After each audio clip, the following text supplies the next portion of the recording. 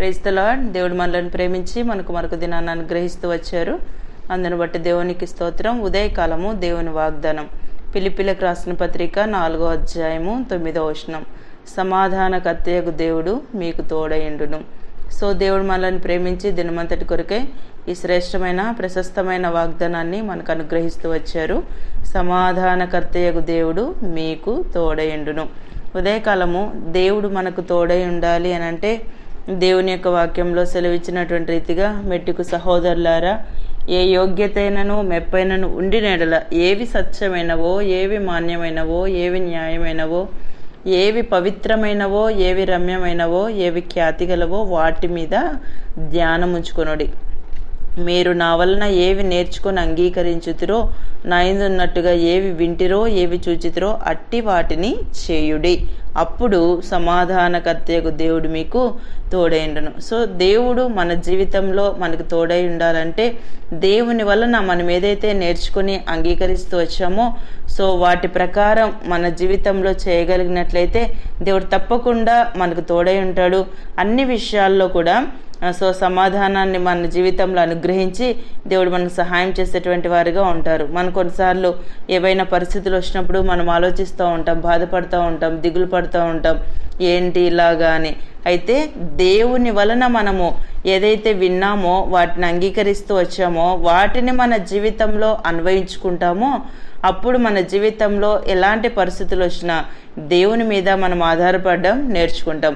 అంతేకాకుండా దేవుడు మనకు తోడై ఉండడం మాత్రమే కాకుండా మన తలంపులకు కూడా ఆయన తోడై ఉండేటువంటి వారుగా ఉంటారు. సో మనం అధ్యాయంలో చదివినట్లయితే అన్ని విషయాల్లో కూడా దేవుడు మనకు తోడై ఉండేటువంటి వారుగా ఉంటారు అనమాట. న్యాయాధిపతుల గ్రంథం 6వ అధ్యాయము 16వ వచనం మనం చదివితే, నేను నీకు తోడయ్యందును. సో ఇక్కడ గిద్యోనుతో దేవుడు సెలవిస్తూ ఉన్నాడు అనమాట. నేను నీకు తోడయ్యుందును గనుక ఒకే మనుషుని హతం చేసినట్లు మిద్యానీయులను నీవు హతము చేయదు అని సెలవిచ్చాను.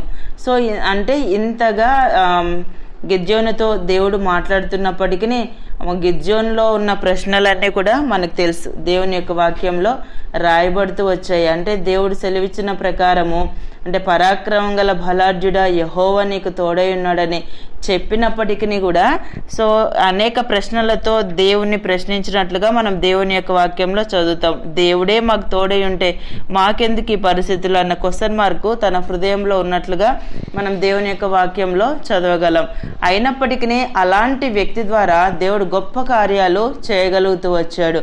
సో తన జీవితంలో ఒక నమ్మకత్వాన్ని కలిగించేలా దేవుడు మాట్లాడుతూ వచ్చాడు. ఒకే మనుషుని హతం చేసినట్లు నువ్వు మిద్యానీయులను హతం చేస్తావు, నేను నీకు తోడై ఉంటానని.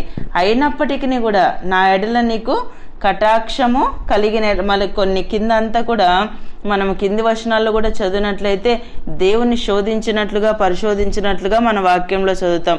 సేమ్ మనం కూడా అలానే ఉంటాం. కొన్నిసార్లు గిద్యోన్ లాగానే అనేక సార్లు మన జీవితంలో మన ప్రశ్నలకు సమాధానం దొరికినప్పటికీ మన ప్రార్థనకు జవాబులు దయచేసినప్పటికీ సో ఎన్నో విషయాల్లో మేలు మనం దేవుని ద్వారా పొందినప్పటికీ కొన్నిసార్లు ఏవైనా ఇంకా మన జీవితంలో మేలు కలగనప్పుడు కొన్నిసార్లు అనుకుంటూ ఉంటాం, దేవుడు మాకు తోడై ఉంటే మాకెందుకు ఈ అనారోగ్యం, దేవుడు మాకు తోడై ఉంటే మా జీవితంలో ఎందుకు ఈ సంతానాలేమి, ఎందుకు ఈ వివాహాలు కాని పరిస్థితి, ఎందుకు ఈ ఆర్థిక ఇబ్బందులు, ఎందుకు ఈ చెప్పుకోలేని సమస్యలు, అసమాధానకరమైన పరిస్థితులు మేమే అనుభవిస్తున్నాం, అందరూ బాగానే ఉన్నారని అనుకుంటాం. సో గిద్యోను లాంటి ప్రశ్నలే మన జీవితంలో ఉంటాయి.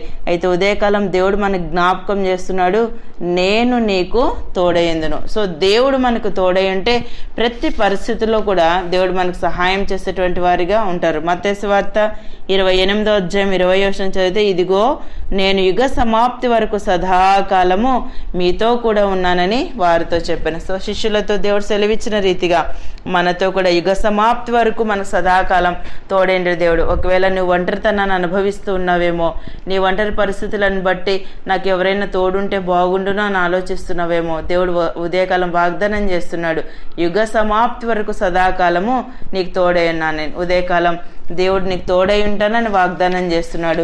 సో సమాధానకర్తయగు దేవుడు మీకు తోడైండును. మన దేవుడు మనకు తోడై ఉండే దేవుడు, యుగ సమాప్తి వరకు మనకు సదాకాలము తోడై ఉండే దేవుడు. అలాంటి సజీవుడైన దేవుని మనం కలిగి ఉంటూ వచ్చాం. ఉదయకాలం నీకున్న పరిస్థితులను బట్టి, నీవున్న ఒంటరితనాన్ని బట్టి నువ్వు కృంగిపోవద్దు, దిగులు పడవద్దు, అధైర్యపడవద్దు. సో పరిస్థితులను బట్టి నువ్వు దిగులు పడినట్లయితే శత్రువు దాన్నే ఒక అడ్వాన్స్గా తీసుకొని మన జీవితంలో బలహీనమైన పరిస్థితులకు అంటే కొన్నిసార్లు దిగజారేలా చేయగలడు. అయితే మనలో ఉన్న దేవుడు బలవంతుడైన దేవుడు అని మనం గ్రహించినట్లయితే అన్ని సమయాల్లో దేవుని యొక్క తోడు మన జీవితంలో మనం అనుభవించి ముందు కొనసాగే వారంగా ఉంటాం. ఉదయకాలం దేవుడు మనకు అనుగ్రహించిన శ్రేష్టమైన వాగ్దానం మన జీవితానికి మనం అన్వయించుకొని ముందు కొనసాగినట్లు ప్రభు మనందరికీ సహాయం చేయను గాక. ప్రార్థన చేసుకుందాం. ప్రియమైన తండ్రి, మీకు వందనాలు యేసయ్య.